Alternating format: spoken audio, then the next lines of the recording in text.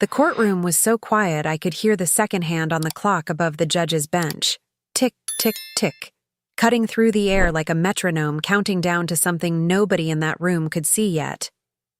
There were at least 40 people behind me.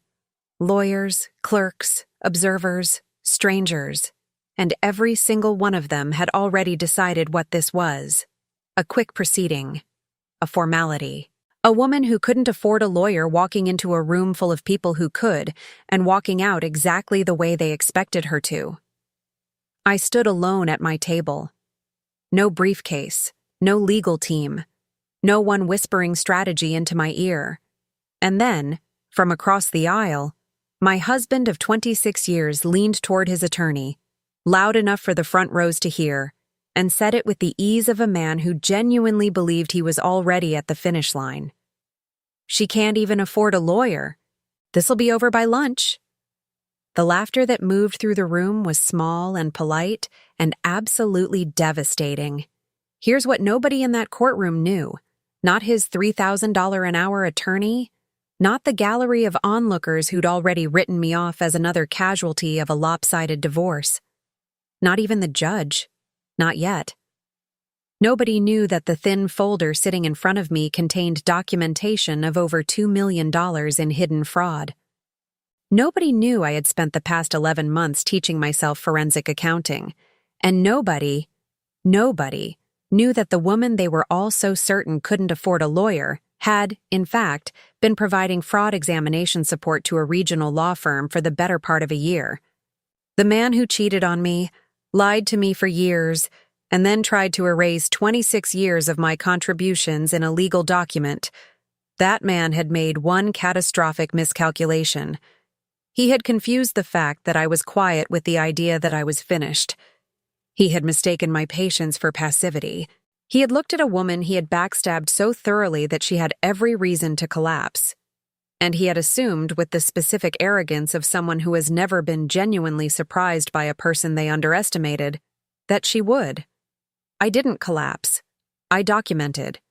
And in approximately 40 minutes, in a courtroom that had already convicted me of irrelevance, the truth, was going to walk itself into the open air for the first time in 3 years. What happened next didn't just change my life. It silenced a room, and it started with a woman standing very still, holding something no one expected, waiting for exactly the right moment to set it down. Before I tell you what happened next in that courtroom, you need to understand how a 26-year marriage turned into a room full of people waiting for me to lose. Because none of what came later makes sense without the beginning. And the beginning is not a sad story. The beginning is actually beautiful, which is maybe the cruelest part of all. I met Marcus when I was 24 years old and he was 27, and he had exactly 3 things going for him: a beat-up pickup truck, a contractor's license he'd just earned, and the kind of ambition that makes you believe anything is possible if you just refuse to stop moving. I believed in that ambition before he even fully believed in it himself, and that right there, is the detail nobody ever thinks to mention when they talk about women like me. We built Holloway Construction from the ground up, and when I say we, I mean we. Not in the supportive spouse way people like to romanticize, but in the raw, unglamorous, every single day way that actually builds things. I was the one who set up the accounting system when we couldn't afford a bookkeeper. I was the one who stayed on the phone with suppliers at 7 a.m. negotiating terms while Marcus was on a job site. I handled the payroll, the contracts, the insurance filings, the tax documents. I was the nervous system of that company, invisible and essential in the way that nervous systems always are. Nobody sees the wiring until something goes wrong. Nobody asks how the lights stay on. They just expect them to. By the time the company had real value, and it did, significant value, the kind that makes lawyers get very interested very quickly, I had poured so much of myself into it that I genuinely couldn't tell where I ended and the business began. That's not healthy. I know that now, but I also know that it wasn't weakness. It was investment, the kind that doesn't come with stock certificates or formal agreements because you never thought you'd need to prove anything to the person lying next to you every night. The family drama of it all is something I still have to stop and breathe through, because betrayal from a stranger is survivable, but betrayal from the person who held your hand in the hospital and cried at your mother's funeral, that's a different category of wound entirely. For years, I told myself the distance that crept in was stress, the company growing, the pressure of success doing what pressure always does to people who aren't careful. I explained away the late nights, the short answers, the phone he started carrying face down everywhere he went. I am not a foolish woman, but I was a loyal one, and loyalty has a way of softening the edges of things you don't want to see clearly. The truth, is that I saw the signs, processed them, and chose, in the way that only truly invested people can choose, to believe in the story I had spent 26 years writing. I had too much skin in the game to read it clearly. And that, more than anything, is what I cannot forgive myself for. Not that I was cheated on, but that I talked myself out of knowing. What I didn't realize then, standing in my kitchen going over quarterly reports while my marriage quietly collapsed around me, was that the very skills I had used to build everything, the precision, the patience, the ability to hold enormous amounts of information without losing the thread, were the exact skills that would later save me. Life has a strange architecture. The things you build in love become the tools you need in survival, and you don't get to choose when that conversion happens. I thought I was keeping records to run a business. I had no idea I was building the only case that would ever really matter. There are moments in a marriage where you feel the first crack, not the earthquake, just the hairline fracture that runs through the foundation long before anyone notices the walls are shifting. Looking back now, I can date mine precisely, the way a geologist dates a fault line. But at the time, I just kept working. I kept filing. I kept being the invisible architecture of a life that was already being quietly demolished around me. And the man with the sledgehammer was sleeping in my bed. She had a name, of course. They always do. Jade Mercer, 29 years old, a real estate agent with a sleek LinkedIn profile and the kind of smile that photographs well at company events. I'm not going to waste time being angry at Jade Mercer because she is not the point of this story. She never was. She was a symptom, not the disease.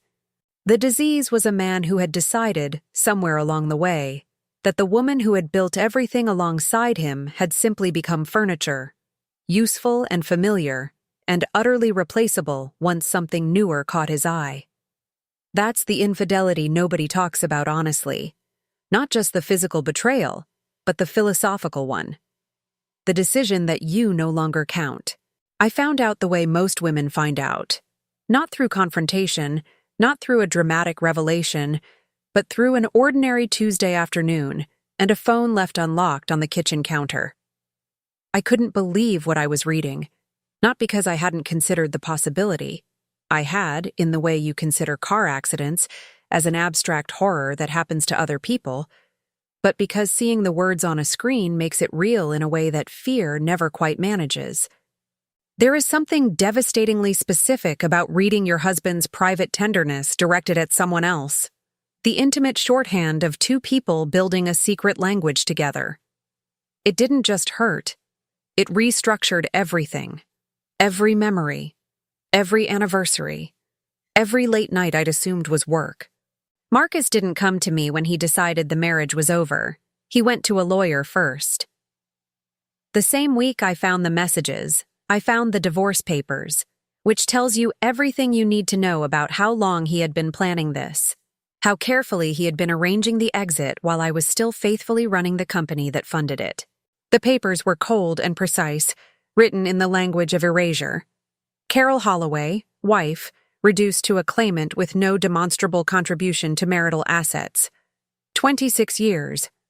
And in the legal document that was supposed to represent our shared life, I was described in terms that made me sound like a guest who had overstayed her welcome. The shamed feeling that washed over me reading my name in those pages was almost unbearable. Almost. What Marcus had clearly banked on, and this is the part I think about most, was that I would be too broken to be dangerous. That the combination of emotional devastation, financial dependence, and public humiliation would be enough to make me accept whatever terms he offered, sign whatever papers his lawyer put in front of me, and disappear quietly into the background of a life we had technically shared. It was a reasonable calculation if you didn't know me. If you thought the woman behind the spreadsheets was just keeping busy, just filling time, rather than someone who had spent 26 years developing a comprehensive, granular understanding of every single dollar that had ever moved through Holloway Construction. Reasonable, but catastrophically wrong. The affairs, the divorce papers, the legal maneuvering, none of it broke me the way Marcus expected it to. What it did instead was something quieter and far more dangerous. It clarified me. Grief has that effect sometimes, strips everything down to the essential, removes the static, focuses you on the only question that actually matters. What are you going to do now? I didn't scream. I didn't call anyone. I sat at the kitchen table in a house that suddenly felt like a stage set, and I opened my laptop, and I went back to the beginning of the company's financial records, not looking for comfort, but looking for the truth. And the truth, as it turned out, had been hiding in plain sight for years. 3 nights after finding the messages, I saw the name for the first time. Just a reference in an old accounts payable file, easy to overlook, the kind of thing that only stands out if you're looking at everything with completely new eyes. And I almost scrolled past it. Almost. But something about it snagged in my mind the way a wrong note snags in a familiar song, and I leaned closer to the screen, and I typed the name into a search bar, and the cursor blinked at me for just a moment before the results loaded. And the ground shifted, very quietly, beneath my feet. Let me tell you something about power in a courtroom. Real power. Not the theatrical kind. Real power doesn't announce itself. It doesn't arrive in expensive suits or with a team of paralegals carrying color-coded binders. Real power walks in quietly, takes a seat, and waits. Marcus had hired Daniel Reeves. If you knew Atlanta's legal scene, you knew that name. The kind of attorney who had made a career out of making inconvenient people disappear from the narratives of wealthy clients. I had looked him up, of course I had, read every case summary I could access, studied his patterns the way a chess player studies an opponent's openings. He was brilliant, methodical, and deeply accustomed to winning. And he had clearly been told this would be easy. The decision to represent myself was not made out of desperation. I want to be crystal clear about that, because everyone in that room assumed it was. When you can't afford a lawyer, the system assumes it knows exactly what kind of person you are. Overwhelmed, underprepared, emotionally compromised. That assumption is a weapon, and like most weapons left lying around carelessly, it can be picked up by anyone. I picked it up. I had quietly retained procedural counsel months earlier to secure records lawfully and help me understand exactly how to present what I found. What I brought to that courtroom wasn't legal expertise. It was something more specific, more dangerous, something that no amount of billable hours can manufacture. I knew exactly what I had found. Daniel Reeves opened the proceedings with the kind of smooth, practiced confidence that comes from having done something many times and always winning. He painted a picture of Marcus as the visionary, the driver, the creator of Holloway Construction, a self-made man whose brilliant career had been lived alongside a wife who, while present, had contributed in only the most auxiliary of ways. Auxiliary. He actually used that word. I wrote it down on the yellow legal pad in front of me and underlined it 3 times, because I have found that writing down the precise moment someone underestimates you has a way of sharpening your focus wonderfully.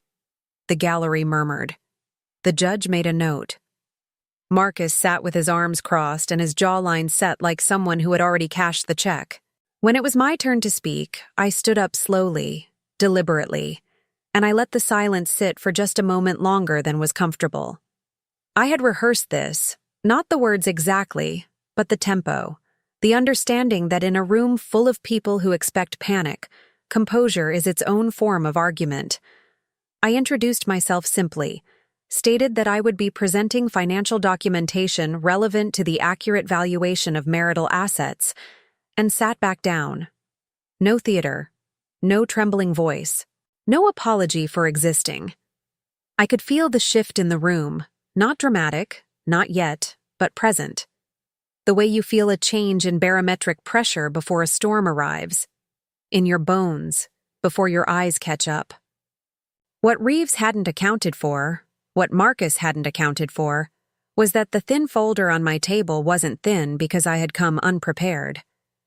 It was thin because I had spent months reducing something enormous and complex into its most essential, irrefutable form. Every page in that folder had been chosen with surgical precision. Every number connected to another number that connected to a name, and every name connected to a decision, and every decision connected, ultimately, to a man who had believed that the person best positioned to discover his secrets was also the person least likely to look. He had confused loyalty with blindness. He had confused love with incuriosity. And that, right there, was the crack in his entire foundation. The judge reviewed the initial filing schedule, and the gallery settled into the restless patience of people who had come expecting a quick, lopsided proceeding, and were beginning to sense, without quite knowing why, that something about the afternoon was not going to go the way anyone had planned. Daniel Reeves shuffled his papers with the unhurried ease of a man who saw no reason to rush, and I looked down at my folder, that quiet, unassuming folder, and I allowed myself exactly 1 second of something that wasn't quite a smile, but was very close to one. I need to tell you about the night I found it, really found it, because it doesn't sound like what you'd imagine a turning point should sound like. There were no dramatic violins. There was just me, at my desk at 11:47 p.m., in the reading glasses I still pretended I didn't need, going through 5 years of accounts payable records with the specific, methodical focus of someone who has decided that the only thing left to trust is math. I wasn't even sure what I was looking for at first. I was auditing more out of instinct than intention, the way a longtime chef tastes a sauce and immediately knows that something's off without being able to name the ingredient before they look. Something was off. I had felt it for weeks, and on that particular night I finally found the name. Riverbend Supply, LLC. 16 payments over 3 years, each one between $8,000 and $23,000, logged under materials and equipment, subcontractor, the most forgettable category in any construction company's books. The kind of line item your eyes slide over when everything else looks normal. The kind of entry that would never raise a flag during a routine review, especially if you trusted the person responsible for the entries. Which I had. Completely. For 26 years, I had trusted the person responsible for those entries, which is why it took me nearly half a minute of staring at the name before the first cold shock of recognition moved through me. I had never heard of Riverbend Supply in my life. That might sound like a small thing. A vendor you didn't recognize in a company that had hundreds of vendors over its history. But here's what you need to understand about me and those books. I knew them. Not just the broad strokes, not just the quarterly summaries. I knew the texture of those records, the rhythms, the patterns, the handwriting of 2.5 decades of financial decisions. I knew which suppliers we used for which projects. I knew the going rate for lumber in 3 states and the typical invoicing cycle for every major subcontractor we'd ever worked with. Riverbend Supply had no website, no physical address that checked out, no tax identification trace I could verify. It was a name attached to money, and money attached to nothing real. And my stomach dropped in a way that had nothing to do with the hour. I didn't sleep that night. Not because I was afraid, though there was fear. Yes, threading through everything, but because I was in the grip of something I hadn't felt in years. Investigative momentum, the specific, almost electric clarity of a mind that has found a thread and refuses to let go of it until the whole sweater is undone. I pulled every document I could access that night, cross-referenced payment dates against project timelines, mapped the invoices against our actual materials costs and identified gaps, anomalies, places where the numbers told two different stories depending on which layer you were reading. By 4 a.m., I had a wall of printed pages, connected by color-coded notes, and a figure that made me sit down very hard in my chair. Over $2 million moved through Riverbend Supply over the course of 3 years. The next morning, I made coffee, took a shower, and when Marcus came downstairs and asked why I looked tired, I told him I'd had trouble sleeping, which was true. And I watched his face, the ease of it, the casual, familiar ease of a man who believed he was the only one in the room who knew where the bodies were buried. And I thought, the betrayal runs so much deeper than I knew. This wasn't just infidelity. This wasn't just a man who fell out of love. This was a man who had been systematically, deliberately, methodically stealing from the life we had built together, using the business I had helped create as his personal instrument of fraud. The word backstabbed doesn't begin to cover it. It's almost too small a word. Almost. I closed my laptop, refilled my coffee, and looked out the kitchen window at the yard we'd landscaped together 10 years ago, the oak tree we'd planted when the company first turned a real profit, and I made a decision that would take months to fully execute, but took less than a heartbeat to make. I was not going to confront him. I was not going to cry in front of him. I was not going to give him a single moment of warning. What I was going to do instead was learn. And then, when the time was exactly right, I was going to walk into a room and let the truth speak for itself in a language that no amount of expensive lawyering could translate away. $2.34 million. That's the number I eventually arrived at, sitting at that same desk, weeks after the first sleepless night with Riverbend Supply, after I had traced every payment, mapped every false invoice, and followed every corporate paper trail to its end. I want you to understand what that number represents, not abstractly, not as a figure in a financial scandal, but as our life, as projects we'd stayed late for, clients we'd fought to keep, holidays we'd cut short because the company needed us. That money had been siphoned, transaction by transaction, out of the business Marcus and I had poured our youth into, routed through a shell company he had quietly registered in Nevada under a name that meant nothing, owned by a holding entity that traced back, eventually, through 2 layers of paperwork, to him. Shell companies are elegant in a terrible way. I'll give him that. Riverbend Supply LLC existed on paper with just enough detail to survive a casual audit. A registered agent, a mailing address that turned out to be a UPS store in Reno, a bank account that received funds and redistributed them in smaller increments. The invoices Marcus had created were convincing at a glance. Realistic quantities, plausible unit prices, the right formatting. He had put real thought into this. Real time. Real creativity. The kind of creative energy I had never once seen him apply to the actual, legitimate running of our company. The irony of that isn't lost on me. The man who claimed in our divorce proceedings that I had contributed nothing had, in fact, been using the infrastructure I built to hide the money he was stealing from it. I taught myself forensic accounting. I want to just say that plainly, without embellishment, because it is the most important thing I did, and it sounds almost boring when you say it aloud. I found a textbook, a graduate-level text used in fraud examination courses, and I read it cover to cover twice. I enrolled in an online course taught by a former FBI forensic accountant. I spent evenings studying case studies, learning the specific terminology, understanding the evidentiary standards for financial tracing in civil proceedings. I was 51 years old, going through a divorce, sleeping 4 hours a night, and studying forensic accounting. Because I had decided that if I was going to walk into a courtroom, I was going to walk in speaking a language the judge could not dismiss. Self-worth looks different for different women. For me, it looked like a highlighter and a graduate-level textbook. There's a particular kind of karma I believe in. Not the cosmic, automatic kind. The fairy tale version where the universe keeps score and balances the ledger without any input from you. The kind I believe in requires participation.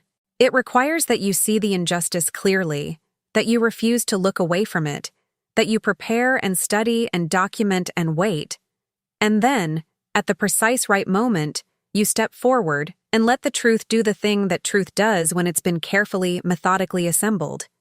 It lands. Marcus had assumed that even if I suspected something, I lacked the sophistication to prove it. He had assumed the distance between feeling like something is wrong and being able to demonstrate it in a legal proceeding was too wide for me to cross. He had spent 26 years watching me handle the books and had somehow never noticed that I was good at it, that I was perhaps extraordinarily good at it. The documentation I assembled over those months was, by the time I was finished, genuinely comprehensive. Invoices cross-referenced against project records, payment dates mapped to company cash flow statements, corporate registration filings, bank transfer records obtained through subpoena with the help of the procedural attorney I had quietly retained, a timeline that made the pattern of fraud impossible to misread. I organized it not the way a desperate person organizes evidence, chaotically, emotionally, hoping quantity compensates for clarity, but the way a professional does, precisely, chronologically, with every claim supported by at least 2 independent sources. I had a binder. I had a summary. I had exhibits labeled A through Q. And I had not said a single word to Marcus about any of it. Every morning I made his coffee. Every evening I asked about his day. I kept the household running, the company's legitimate operations functioning, my expression neutral and my voice steady. While 6 inches below the surface of every ordinary interaction, I was carrying the full weight of what I knew and where I was going with it. Some people might call that cold. I call it discipline. The kind of discipline that only becomes available to you once you've grieved completely, once you've moved through the worst of the heartbreak and arrived on the other side at something quieter and cleaner. Clarity. And my clarity, by the time I walked into that courtroom, was absolute. The months between finding the evidence and walking into that courtroom are a chapter of my life I return to often. Not because they were easy. They were, in fact, the hardest months I have ever lived. But because of what I discovered about myself inside them. I discovered that I am capable of a kind of silence that most people never find. The kind that isn't passive or defeated but deliberate. A silence that holds something enormous and keeps it perfectly still until the right moment. I am not naturally a patient woman. I am thorough. I am detail-oriented. I care deeply about accuracy. But patience? That was something I had to build from scratch in those months, the way you build muscle, through repetition and discomfort and the daily choice to hold the course. I told no one. Not my sister, who called every Sunday and would have known something was wrong from my voice if I'd let her. Not my closest friend, who had been asking cautious questions about the divorce for weeks.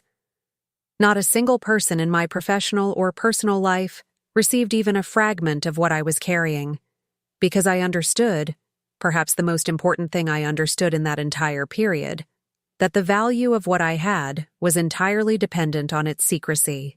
The moment Marcus suspected I knew the scope of it, he would move resources, destroy documentation, restructure the shell company, retain additional counsel, and bury everything deep enough that recovering it would take years and resources I didn't have. So I stayed quiet, I stayed warm, and I kept working. I developed a routine that probably looked from the outside like someone processing grief through productivity, which, to be fair, wasn't entirely wrong. I would spend the first part of my morning on the legitimate divorce proceedings, reviewing financial disclosure forms, cross-checking what Marcus had voluntarily declared against what I knew the company was actually worth. What he had disclosed was, not surprisingly, a selective and optimistic fiction. A version of the company's value that minimized assets and emphasized liabilities in the most creative and legally plausible way possible. Everything he declared was technically documentable. Nothing, he declared, was fully honest. I noted every discrepancy. I cataloged every omission. I was building 2 cases simultaneously, the case for what I was owed and the case for what he had stolen. And they were, it turned out, the same case. There's a concept in chess, I had taken it up that year, partially to force myself to think in longer time horizons, called the quiet move. It refers to a move that doesn't immediately threaten anything visible, doesn't capture a piece, doesn't create an obvious threat, and looks to a casual observer like nothing in particular. But it repositions a piece in a way that makes a future decisive move inevitable. Everything I did in those months was a quiet move. The subpoena I had my procedural attorney file was a quiet move. The expert I privately retained to review my assembled documentation was a quiet move. The morning I filed my courtroom appearance as a pro se litigant, representing myself, and watched the opposing counsel's office call twice to confirm, almost certainly unable to believe it. That was a quiet move. I was positioning. I was waiting. I was not suffering. I was preparing. The night before the hearing, I laid everything out on the dining room table, every exhibit, every summary, every timeline, and I walked through it one final time, not checking for completeness because I already knew it was complete, but to steady myself, to remind myself what all of this actually was. It wasn't a divorce case. It wasn't even a fraud case, at its core. It was a dignity case. It was the case for the value of a life's work, for the legitimacy of contribution that had never been formalized because it had never occurred to me that I would one day have to prove to a stranger in a robe that I had been real, that my effort had been real, that 26 years of building something together counted as something more than an extended house-sitting arrangement. I zipped the binder closed. I ironed my navy blazer, and I went to bed. I slept better than I had in months, which surprised me, and then didn't. Because there is a specific peace that settles over you when you've done everything you can do, when the preparation is complete, when there is nothing left to do but show up and tell the truth. I wasn't nervous. I wasn't afraid of Daniel Reeves or his beautifully pressed suits or his file boxes of counter-narratives. I was, if I'm being precise about it, curious. Curious to see the moment when the math I had assembled would hit the air of that courtroom and watch what happened to the carefully constructed fiction Marcus had been living inside for years. The alarm was set. The binder was ready. And somewhere across town, a man who had spent months believing this would all be very easy was sleeping soundly, for the very last time. The moment I laid the first document on the table, just one page, face up, slid quietly toward the center. I watched Daniel Reeves's eyes move to it involuntarily. That involuntary glance told me everything I needed to know about where we were going. He covered it quickly, returned to his notes, adjusted his expression back to its practiced composure. But it was too late. I had seen the flicker. The flicker of a man who has just noticed that the woman he dismissed as a minor inconvenience has brought something he wasn't expecting, and who doesn't yet know how much of it there is. I had 12 documents behind that first page. I let him wonder. I began quietly. I always begin quietly. I addressed the court in a tone I had practiced to sound neither aggressive nor apologetic, simply informational, the tone of someone reporting facts rather than arguing a position, because facts, properly organized, do not need to be argued. I stated that the financial disclosures provided by my husband in these proceedings were materially incomplete, and that I had assembled documentation demonstrating the existence of assets not declared. Specifically, funds systematically transferred over a period of 3 years through an entity called Riverbend Supply LLC to accounts beneficially owned by Marcus Holloway. I said it the way you might report a weather forecast. I watched the room. Daniel Reeves' pen stopped moving. The shocking thing, and I mean that word precisely, was how quickly the atmosphere in that courtroom changed. Not explosively, not with gasps and outbursts, but with the particular quality of attention that a room produces when it suddenly realizes it has been watching the wrong person. The gallery leaned forward collectively, the way an audience leans in when a stage magician's trick goes somewhere unexpected. Marcus uncrossed his arms. I watched his jawline shift, a small, involuntary tightening, and I thought, there it is. There is the first moment he truly understands that I found it. Not suspected, not guessed. Found it. Documented it. And walked it into that courtroom in a folder I was now opening with the calm of someone who has rehearsed this exact moment many, many times. I presented the documents in the order I had planned. The shell company registration first, establishing the entity, then the payment records from Holloway construction accounts to Riverbend, establishing the transfers, then the invoices Marcus had fabricated, placed side by side with the actual materials purchases from legitimate vendors for the same projects, establishing the fraud. Then the beneficial ownership trace, establishing that the receiving accounts ultimately belonged to him. Each exhibit was numbered. Each one was connected to the next. It wasn't a dramatic performance. It was a proof, methodical and irrefutable, the kind of financial narrative that has its own momentum once it starts moving. I was not the one making the argument. The numbers were making the argument. I was simply the one who had learned to read them fluently enough to translate them for the room. Reeves objected 3 times in the first 10 minutes of my presentation. The judge overruled twice and asked him on the third to allow me to complete the evidentiary foundation before intervening. I glanced at Marcus at that point. Couldn't help it, a moment of pure human curiosity. And what I saw was something I hadn't quite braced for.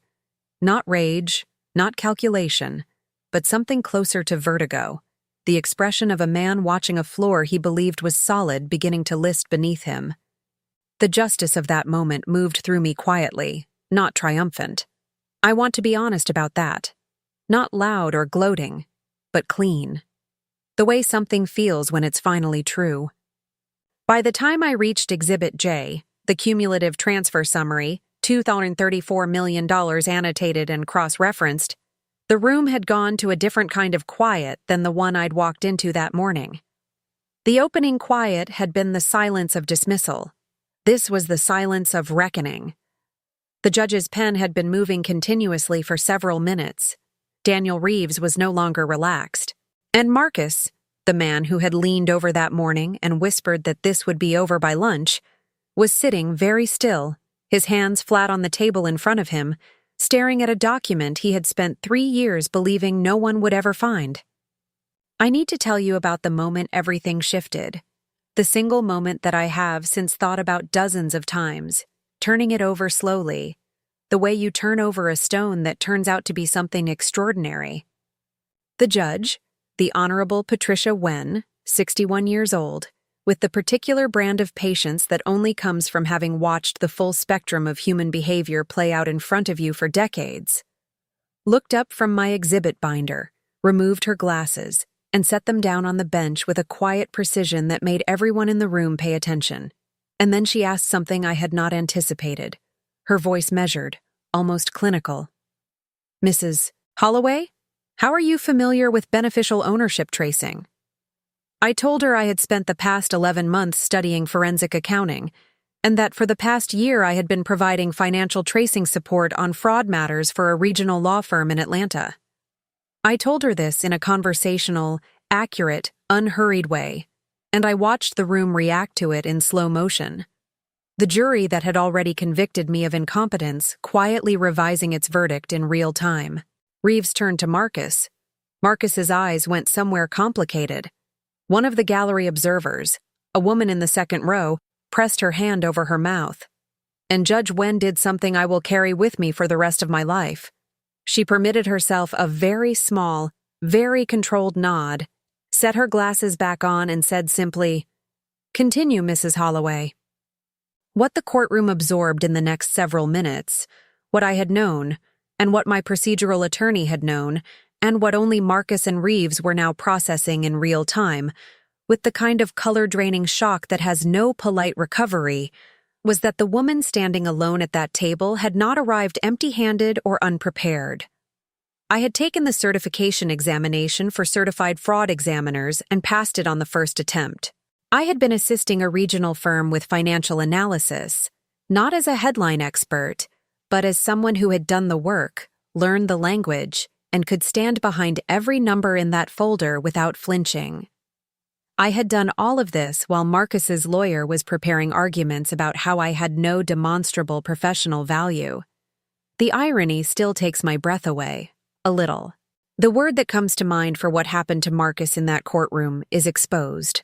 Not undressed, not embarrassed, but exposed in the deeper sense, the way a fraud is exposed, which means that not only the fact of it, but the full architecture of it becomes visible at once. His narrative, the one Reeves had been building all morning, the version of reality where I was peripheral and dependent and professionally irrelevant, didn't just lose credibility in that moment. It collapsed, structurally, the way a building collapses when the foundational lie is removed. And Marcus had to sit in that room and watch it happen, which is a very particular kind of payback. Not one I had designed as cruelty, but one the situation produced naturally, the way all truths eventually produce their own reckonings. I didn't gloat. This is important to me, even now, that I stayed exactly as composed in that moment as I had been at the beginning of the day, because the point was never to perform. The point was to prevail, and those are not the same thing. Prevailing required precision and patience, and the willingness to let the truth carry its own weight, without me adding unnecessary drama to it. Gloating would have been a small thing, a showy thing, and this moment deserved something larger than that. What I felt, standing there in that courtroom as the atmosphere permanently realigned itself, was not triumph so much as vindication. Not for myself against Marcus, but for every hour I had worked, every record I had kept, every year I had been the nervous system of something I had been quietly told I didn't own. The judge put her glasses back on. The pen moved again. And somewhere in the room, someone exhaled a long, slow breath. I couldn't tell who, but I felt it, the way you feel the release of a tension that has been building for a very long time. The balance of power in that courtroom was no longer what it had been at 9 a.m., and everyone in that room, Reeves, Marcus, the gallery, the court reporter whose fingers had briefly slowed over the keys, knew it. What came next wasn't in any script Marcus had written. And this time, he was the one who couldn't afford what was coming. The judge ordered a forensic audit before the afternoon was over, not a recommendation, not a suggestion for mediation, but a formal order, signed and dated, with a 60-day timeline and a court-appointed examiner who would have full access to Holloway Construction's financial records going back 7 years. I watched the order being written and felt something I hadn't anticipated feeling. Relief. The specific physical relief of a weight being transferred from your own body to the formal machinery of justice, which is imperfect and slow and sometimes maddening, but which, when the evidence is genuinely irrefutable, does occasionally do exactly what it exists to do. I had carried this for nearly a year alone. Now the court was carrying it. And that, in ways I hadn't predicted, was its own form of liberation. The forensic audit confirmed everything I had documented and added dimensions I hadn't yet reached. Additional transfers I had flagged as suspicious but hadn't fully traced. 2 additional vendor entities besides Riverbend Supply that turned out to be similarly structured. A pattern of fraud that was, according to the examiner's final report, systematic and intentional. What I could prove before the hearing was $2.34 million. What the court-appointed audit later uncovered pushed the figure past $3 million. Marcus's legal team pivoted immediately from denial to damage control, the kind of pivot that looks, from the outside, exactly like what it is, an admission dressed in procedural clothing. Reeves was still technically representing him, but the quality of the representation had changed in the way all performances change when the audience discovers the script. The settlement terms, when they came, were nothing like what Marcus had filed for in those original divorce papers. The ones that had described my contributions as auxiliary and offered me a figure that wouldn't have covered 6 months of living expenses. The court's final order awarded me 50% of the company's fair market value, which the audit had established at a number significantly higher than Marcus had declared, plus 50% of the recovered fraudulent transfers, minus applicable legal costs. It was, by any reasonable accounting, a complete reversal of the morning's opening position. Marcus walked out of that courthouse with a fraction of what he had planned to keep, and a forensic audit report that would follow him through any future financial dealings for years. Karma, in my experience, rarely arrives with fireworks. It tends to arrive in the form of documentation. What I want to be honest about, because I think dishonesty here would be its own kind of betrayal, is that the financial outcome, while meaningful and necessary, was not the thing that mattered most to me by the time the gavel came down. What mattered most was simpler and harder to articulate. I had told the truth, in a room full of people who had assumed I couldn't, and the truth had been believed. Not because I had performed it dramatically or weaponized it or dressed it in borrowed authority, but because I had been precise, because I had done the work, because I had refused to accept the version of myself that Marcus needed me to be in order for his fraud to remain invisible. Reclaiming something isn't always about getting it back. Sometimes it's about refusing to pretend it was never yours. Marcus left the courthouse through a side door. I saw it from the corner of my eye. The slightly rushed exit, the posture of someone trying to reduce their visible surface area in a room that had stopped seeing them the way they preferred to be seen. I didn't watch him go. I packed my folder, thanked the court clerk, put on my coat, and walked out the front door into an October afternoon that was almost aggressively beautiful, the kind of crisp, clear fall day that feels like the world is showing off a little. I stood on the courthouse steps and breathed and thought, it's done. Not triumphantly, not bitterly, just cleanly, completely. The way something feels when it has been finished properly. The vengeance people expected me to feel, the burning, consuming kind, the kind that keeps you circling back to the wound, I simply didn't have. What I had instead was something much quieter and much more useful. I had my work, my evidence, my certification, and a foundation I had built through 11 months of sleepless, focused, unglamorous effort. I had the company's fair value in my name. I had proven, to a court of law and to myself, that 26 years of contribution amounted to something measurable and real. And I had learned something about justice that I will probably spend the rest of my life unpacking. That it doesn't always feel the way stories promise it will. Sometimes it feels like math. Clean, irrefutable math. And the silence after the last number lands. I moved to the coast 3 months after the trial.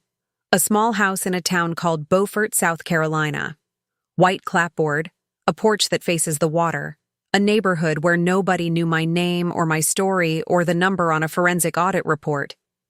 I had driven through Beaufort once, years earlier, on a road trip Marcus had cut short because of a work call, and I had made a mental note at the time. The specific kind of mental note that you file under someday. Maybe, never quite believing someday will actually arrive. Someday arrived. I called a real estate agent, someone other than Jade Mercer. And 2 months later, I had keys to a house that was entirely, unreservedly mine. The first morning I woke up there, I lay in bed for a while before getting up, listening to the sound of water and birds, trying to locate the familiar weight of anxiety that had lived in my chest for the better part of 3 years, and found, with a surprise that was almost comical, that it wasn't there. Not diminished? Not manageable? Gone. I have thought about that a great deal since, about the way we normalize the weight we carry until we've been carrying it so long we mistake it for our own skeleton. I hadn't realized how heavy I had been until I wasn't. I made coffee and took it to the porch and sat with it in the morning light and felt, without trying, without forcing it, without performing it for anyone, at peace. Genuinely, quietly, surprisingly at peace. People ask me sometimes whether I'm angry, whether the betrayal still burns, whether the years of fraud and infidelity and public humiliation left a residue of bitterness that a coastal town and good coffee can't quite wash out. And I answer honestly, no. Not because I've reached some enlightened state of forgiveness, not because I've made peace with what Marcus did in any philosophical sense, but because anger requires a continued investment in the person you're angry at, a kind of emotional custody that I am simply no longer willing to pay. He had enough of my resources over 26 years. My indignation, my dignity, my self-worth, those are mine now. All of them. And I have better uses for my energy than maintaining a grievance against a man I no longer need to think about. The fraud case had aftershocks I hadn't fully anticipated. Marcus faced a separate civil proceeding brought by the company's minority partners, who had their own claims against the shell company transfers. I was not involved in that case, but I followed it with the detached interest of someone who has moved on while remaining curious about the natural consequences of things. His reputation in Atlanta's construction industry was, by most accounts I heard, significantly altered. Reeves withdrew from the civil case early. I'm told Marcus sold what remained of his interest in Holloway Construction at a considerable loss. I learned all of this the way you learn about weather in a city you used to live in, with mild interest, no investment, and the clear understanding that it is no longer your weather. What I built in Beaufort is small and specific, and mine in a way that nothing in the previous chapter of my life quite was. I continued my fraud examination work remotely, took on 3 new clients in the first year, and found that the professional reputation I had quietly built during the divorce proceedings, this woman who had walked into a courtroom alone and dismantled a 7-figure fraud, opened doors I hadn't known existed. I'm not telling you this to make the ending tidy or triumphant, because real life is neither. I'm telling you because I think women who are in the middle of their version of what I lived through need to know that the coast exists, that the porch exists, that the morning coffee and the water and the completely unexpected peace, all of it exists. You just have to get through the courtroom first. There are evenings when I sit on that porch and watch the light change over the water, and I think about the girl I was at 24, the one who believed in a man with a beat-up pickup truck and an ambitious gleam, who gave 26 years to the business of us without ever thinking to protect herself. I don't feel sorry for her. She was brave and generous and thorough, and she built something real.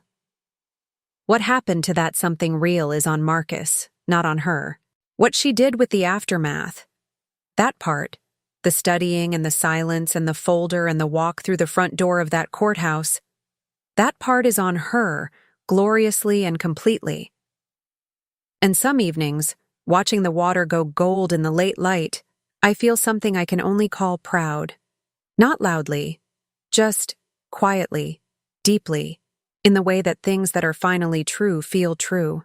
The question I get asked most often, now that I talk about what happened, now that I've let the story breathe outside the walls I kept it behind for so long, is some version of, how did you stay so calm?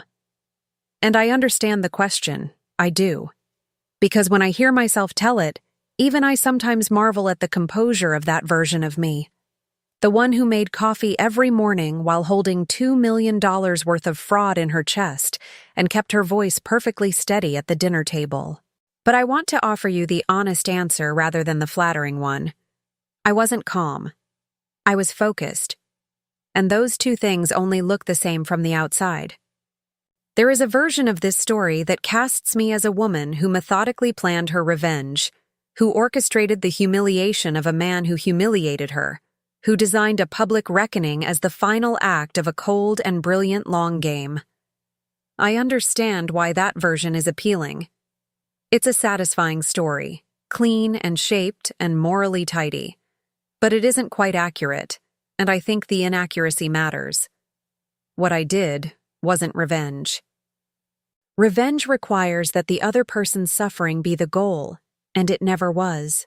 The goal was the truth, which is a different thing entirely, even when the truth happens to be devastating to the person who worked hardest to conceal it.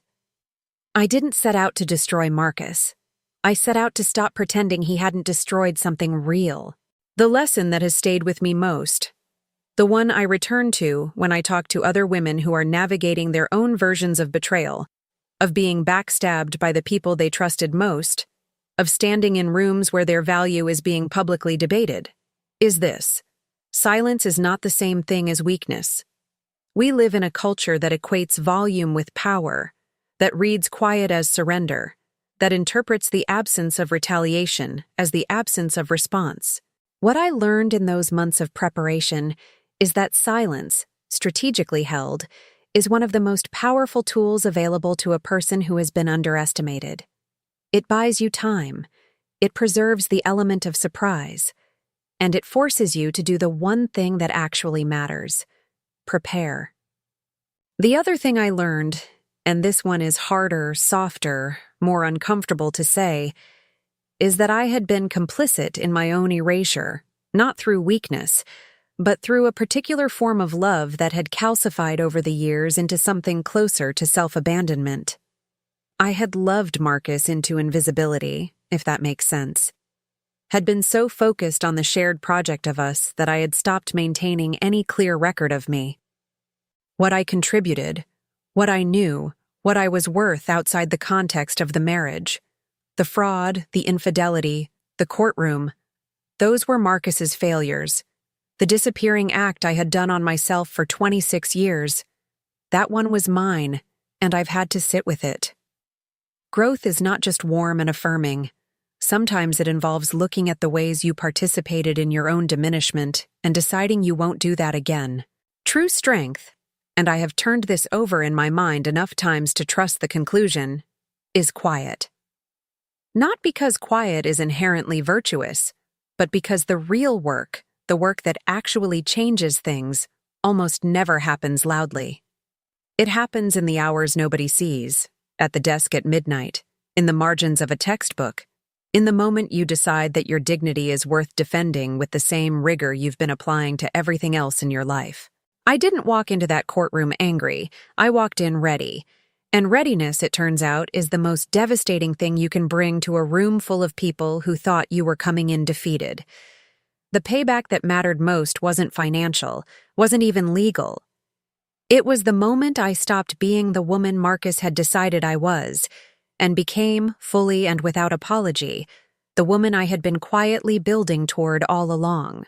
So if you're in the middle of your own version of this, if someone has decided you're too poor, too weak, too peripheral, too easily erased, I want to leave you with the only thing that actually got me from that first sleepless night with Riverbend Supply to the porch in Beaufort watching the water go gold. Prepare in the dark, show up in the light, and let the truth do what truth does when it's been properly assembled.